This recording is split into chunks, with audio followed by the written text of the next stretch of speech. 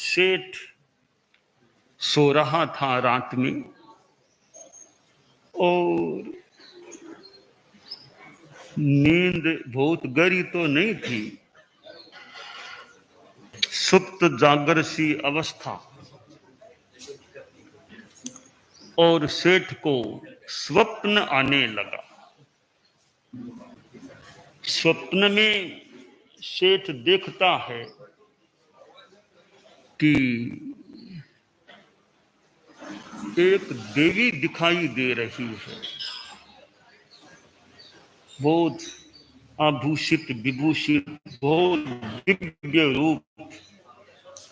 तो स्वप्न में ही क्या नाम है, ऐसा रूप तो मैंने पहली बार देखा होगा, आपका क्या नाम है? तो वह स्वप्न में आई हुई देवी बोली, मेरा नाम तो लक्ष्मी है। जगदम्बे बड़ी कृपा की, दर्शन दे दिए, साक्षात नहीं तो सपने में दर्शन दे दिए मुझे। मैं तो धन्य हो गया। आपके लिए हम कितना किया करते हैं, आज तो साक्षात दर्शन हो गए स्वप्न में। लक्ष्मी बोली, दर्शन तो हो गए हैं, अब मैं क्यों आई हूं कि तुम्हारे यहां से विदा लेने के लिए आई हूं, इसलिए मैं एक मिलके तुमसे मिल। लक्ष्मी ने कहा कि मेरा तो यह क्रम है, चला लक्ष्मी ही चला प्राणः चलम जीवित यौवनम चला चलित्र संसारे, कि मैं चल हूं, कभी यहाँ कभी वहां, यो मैं भ्रमण करती हूँ, स्थान चेंज भी कर सकती हूँ, तो तुम्हारे यहां से विदा लेना चाहती हूँ। सेठ बोला, जगदम्बे मैं रोक तो कैसे सकूंगा आपको, मेरे में औकात ताकत भी कहाँ कि आपको मैं रोक सकूं।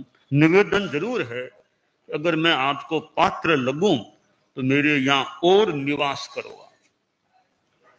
कहा ठीक है, मन तो मेरा जाने का हो गया है। ठीक है जगदम्बे, मैं आपको नमस्कार करता हूं, कोई गलती हो गई हो तो आप मुझे माफ करना। कुछ देर बाद नींद टूट गई, सपना भी पूरा हो गया, दिन बीता, रात को फिर सो गया, फिर सपना आने लगा नींद में, और देखा आज कोई एक पुरुष दिखाई दे रहा है, एक बहुत दिव्य पुरुष मेरे सामने खड़ा है। तो सपने में ही सेठ बोला कि महाशय, ऐसा रूप तो मैंने पहली बार देखा है, यहां पधारे हैं, मुझे दर्शन दिए हैं, आसातना न हो, गलती न हो तो मैं आपका परिचय जानना चाहता हूं, आपका नाम क्या है? बहुत दिव्य रूप आपका दिख रहा है। तो वह पुरुष बोला, मुझे तो सत्य पुरुष कहा जाता है, सत्य पुरुष, बहुत बड़ी कृपा की, दर्शन दे दिए। सत्य पुरुष बोला, अब मैं यहां से चला जाऊं?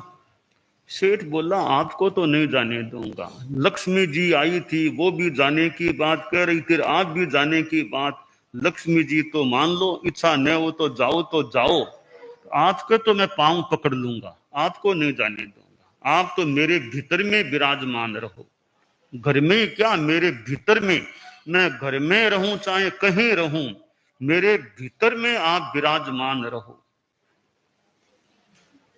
सत्य पुरुष ने कहा, ठीक है, तुम्हारी मेरे प्रति इतनी अगर श्रद्धा है, निष्ठा है, तो मैं जा ही नहीं पाऊंगा। मैं तो जहां निष्ठा श्रद्धा है मेरे प्रति, मेरी आराधना कोई करने वाला है, उस भक्त से तो मैं दूर हो भी कैसे सकूंगा।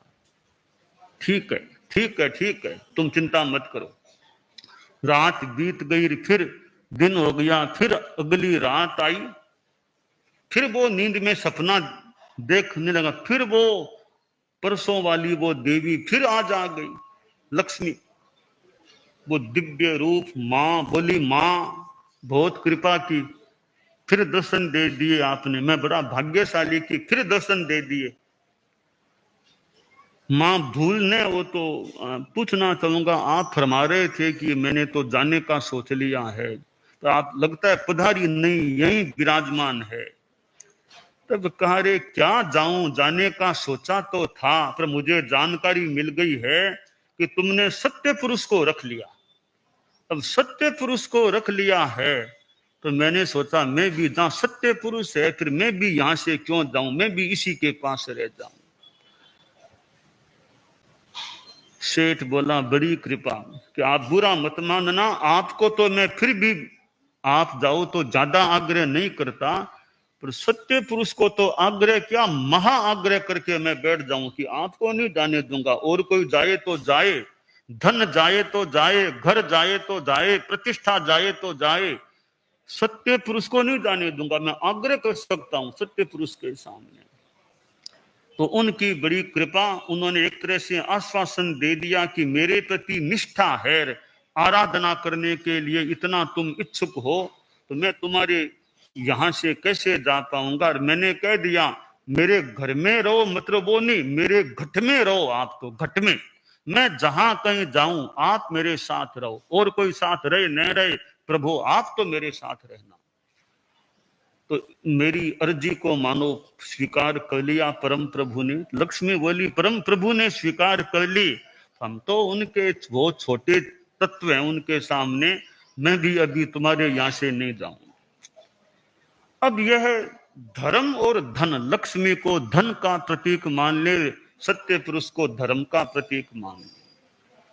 तो धन सुरा के लोग धन के लिए प्रयास करें, मैं इसे ऐसे कोई बुरा नहीं मानता, गृहस्थ जीवन में नैतिकता से धन का प्रयास हो, पर धर्म के लिए भी प्रयास होना चाहिए।